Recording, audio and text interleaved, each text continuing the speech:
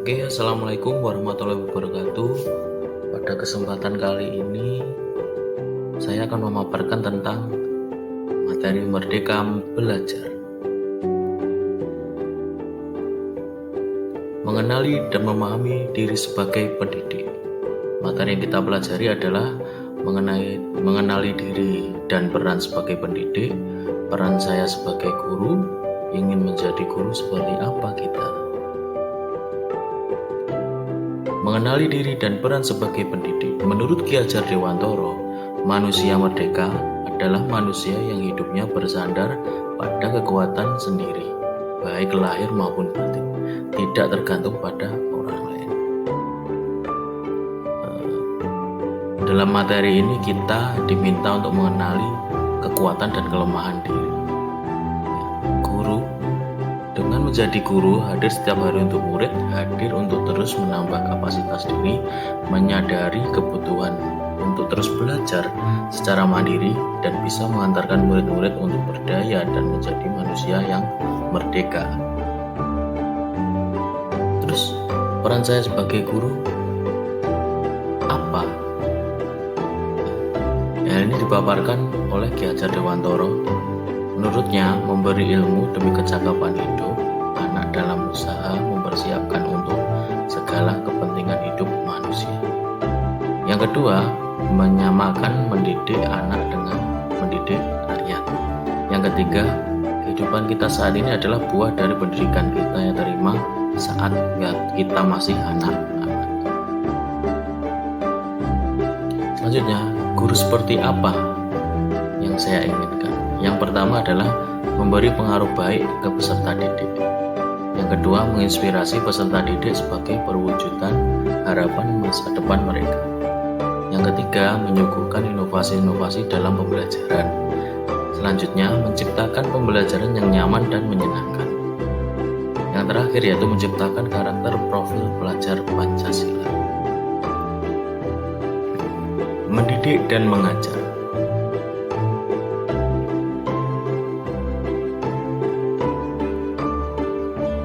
Dalam materi ini dipaparkan tentang sejarah pendidikan di Indonesia, terutama zaman kolonial.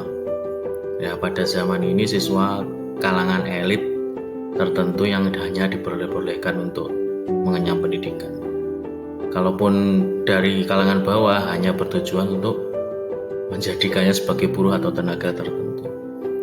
Nah, pada saat ini masih ada pendidikan zaman kolonial, yaitu kebiasaan menghukum baik fisik maupun psikis jika tidak sesuai dengan keinginan kita. Yang kedua yaitu pembelajaran yang hanya berpusat pada guru.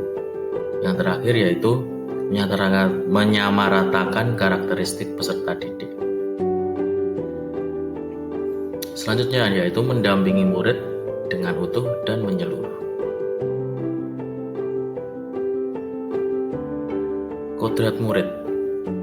Dalam melakukan pembelajaran di kelas, perlu diperhatikan 3 hal terkait perbedaan latar belakang peserta didik, yaitu tentang kodrat keadaan, kodrat alam peserta didik, dan kodrat zaman.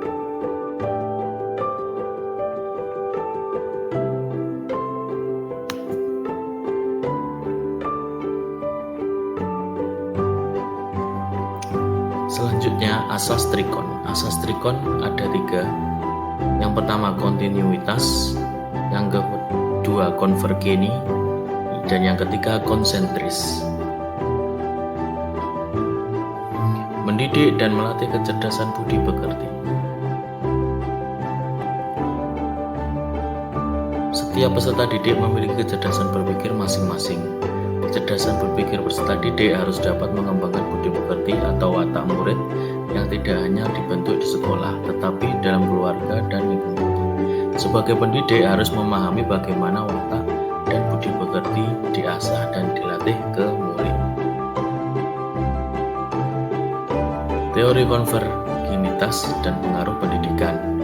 Teori ini berpendapat bahwa hal yang dominan dalam pendidikan adalah faktor bawaan atau hereditas. Dalam hal ini, setiap anak membawa potensi yang diperoleh secara genetis dari pendahulunya, termasuk ayah ibunya. Fungsi pendidikan adalah untuk mengembangkan potensi bawaan anak yang positif dan menyamarkan potensi bawaan anak yang negatif. Pendidikan yang mengantarkan keselamatan dan kebahagiaan. Mengantarkan murid selamat dan bahagia.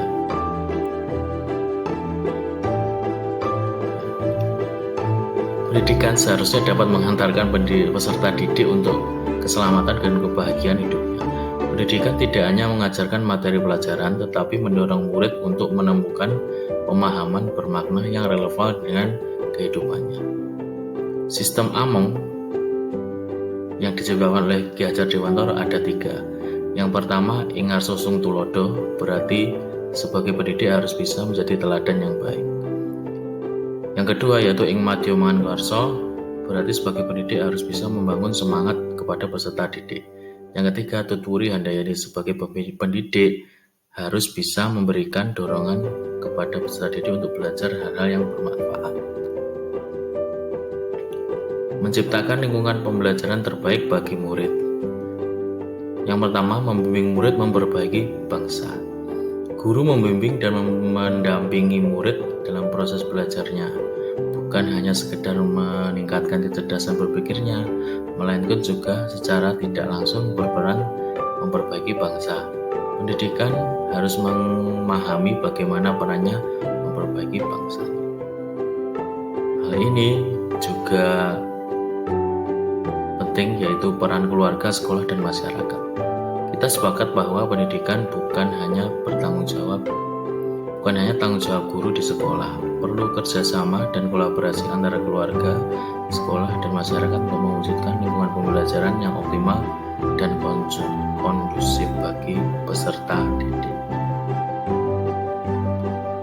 Sekian pemaparan dari saya, ada kurang lebihnya mohon maaf. Akhirul kalam, wassalamualaikum warahmatullahi wabarakatuh.